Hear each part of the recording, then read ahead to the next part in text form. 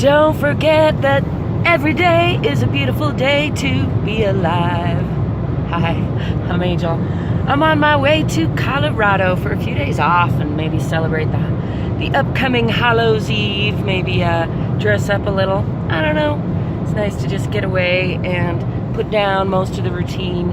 But I've been thinking about the parts of the routine that I'm not putting down versus the parts that I am. And I think even when you don't put, for example, my paying attention to my body every day and my daily priming with positive mantras, I have developed those that I can take anywhere and do anywhere, and there's no excuse not to do them, and that does help me. And there's almost no days that I don't do that, at least eventually. Now, sometimes it gets delayed, postponed, because when I'm traveling, the things I usually have it attached to, like drinking my coffee, taking a shower, feeding my cat, getting out of bed, get disrupted by travel. So I think that's a good thing because it helps me really cue in on what is really most important to keep in my habits and what isn't. And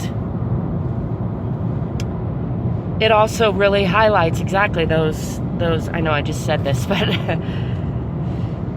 it both shows me what's important, and it also shows me what's getting in my way the most, what's holding me back the most. So I think with me and a lot of people that I listen to, it often comes down to self-care, not having a good, in my case, I've improved my morning ritual, although I have not perfected it. I've improved it drastically. I used to wake up and cry. I used to be crying before I got out of bed most days for a cycle of, years, for a couple periods of years of my life. And then it would take me half an hour to 5 hours to snap myself back into a positive frame of mind after I got up.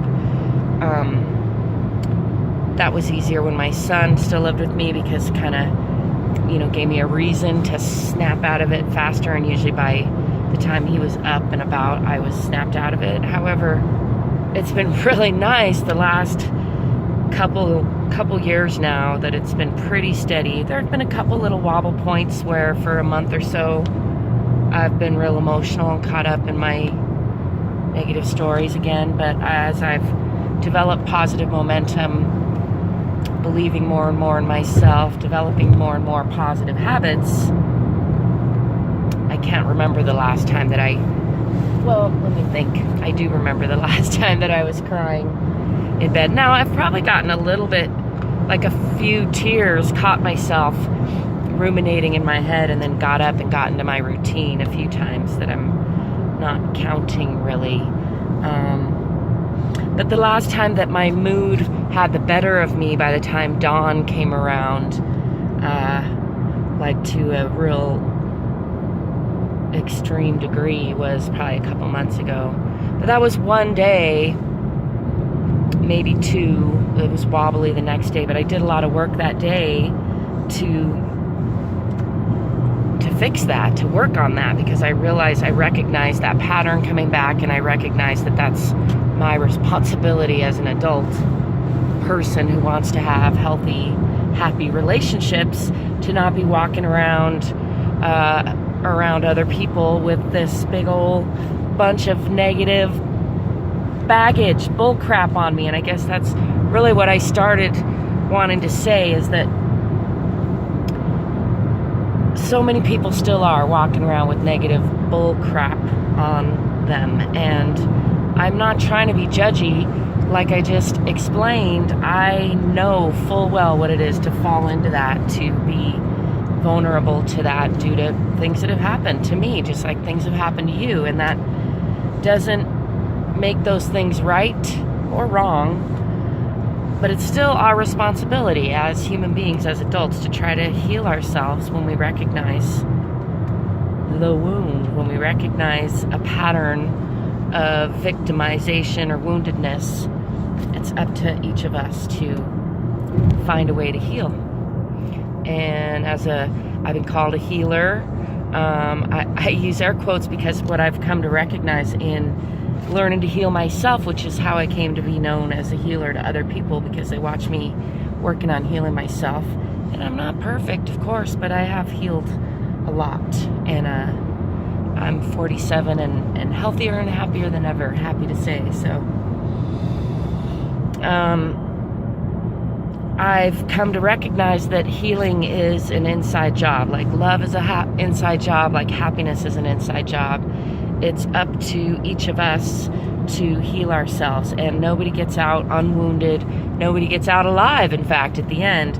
But before you die, it's awesome if you can. And the thing is, it's not like you just do it once and you're done. Things will happen that will hurt you. Life is amazing. It's wonderful. It's astounding. It's fantastic. But in order to really live it fully, you got to take some risks. And when you're taking risks, sometimes you fall down, metaphorically and actually. Sometimes you get punched in the face, metaphorically and actually. And so some things really sting, some things scar you, some things, knock the wind out of you for a while. I've had a lot of things knock the wind out of me, knock me down, scar me, hurt me, knock me off course a little, all that.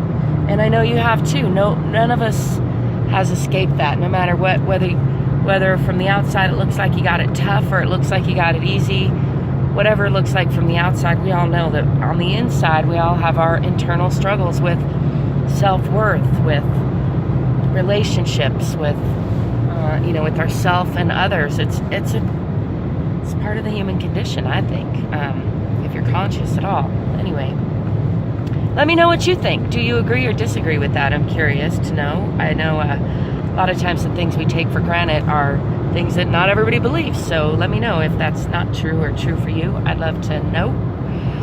And I guess I'll wrap this up and say I'd love to hear from you if you want to connect to me on any of the other social media platforms. I've got some stuff for sale, books, music, essential oils, and alchemy, coherence type of items in my eBay store. I've got some picture blogging going on. I've got more videos on. You can check me out on Facebook, Instagram, all the things I'm into, just like you. So hit me up. And until next time, peace.